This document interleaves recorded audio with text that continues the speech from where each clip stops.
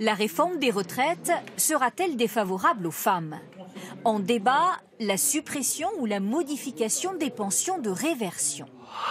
C'est la partie de la retraite du conjoint décédé qui est reversée à sa veuve ou son veuf. Aujourd'hui, 3 800 000 personnes en bénéficient, à 89% des femmes. Coût 33 milliards d'euros.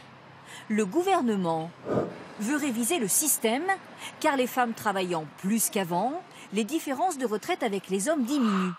L'écart est de 25% aujourd'hui, mais 20% en 2025, puis 15%, enfin 10% en 2045. Supprimer les pensions de réversion, hors de question, préviennent plusieurs syndicats.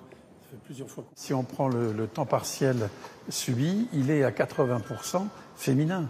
Donc ça vous fera pendant encore de très longues années des pensions de retraite féminines qui seront bien moindres que les pensions de retraite masculines. Une réforme des retraites qui, globalement, risque de pénaliser les femmes. Aujourd'hui, pour les salariés, les pensions prennent en compte les 25 meilleures années. Mais le gouvernement envisage une retraite à points, calculée sur toute la vie professionnelle.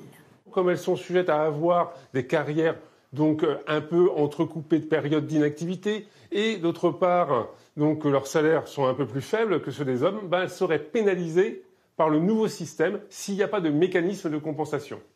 Le haut-commissaire à la réforme des retraites présentera ses premières préconisations en décembre prochain.